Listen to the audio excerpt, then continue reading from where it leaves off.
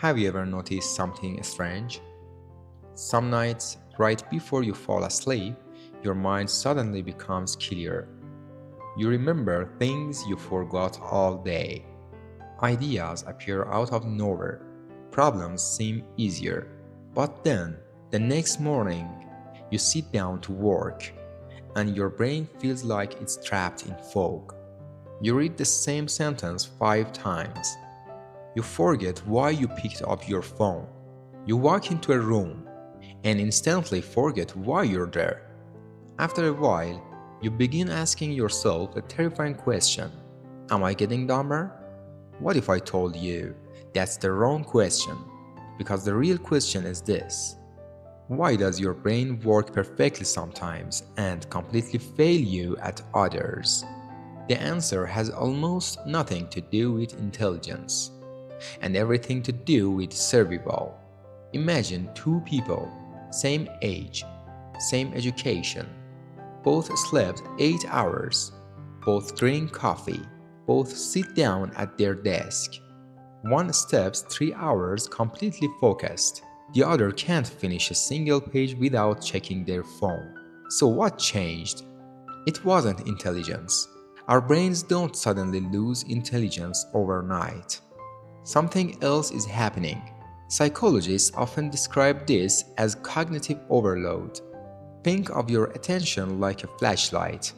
Whenever it points, everything else becomes darker. Now imagine someone grabbing that flashlight. Every 30 seconds, email, notification, memory, message, worry, another notification. Your flashlight never stays in one place long enough to see clearly. Eventually, you don't lose intelligence, you lose clarity. Here's something fascinating.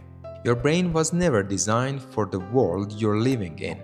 Your ancestors lived in environments with relatively few distractions. If something demanded attention, it usually mattered. A strange sound, a moving shadow, the smell of smoke.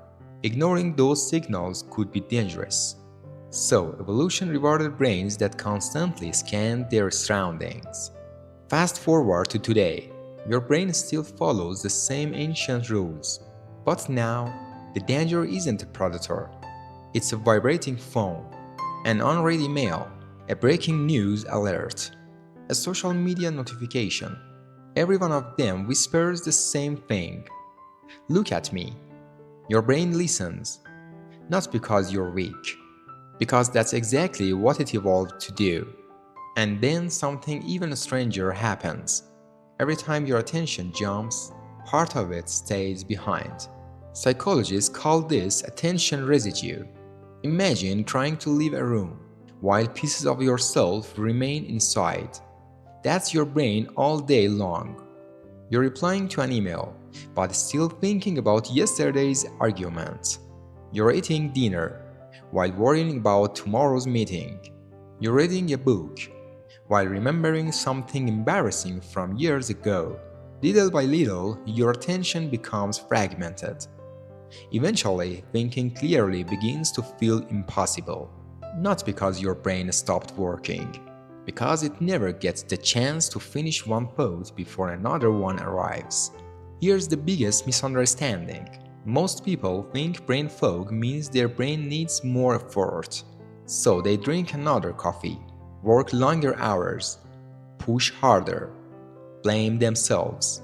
But imagine trying to hear someone whisper inside a room where everyone is shouting. The answer isn't to force yourself to listen harder. The answer is to reduce the noise. Clarity isn't created. It's revealed when distraction finally disappears. The next time your mind feels slow, don't ask, "What's wrong with me?" Ask, "What has been fighting for my attention today?" Because your brain isn't a machine designed to process everything. It's a survival system designed to decide what deserves your attention. The problem is the modern world never stops asking for it.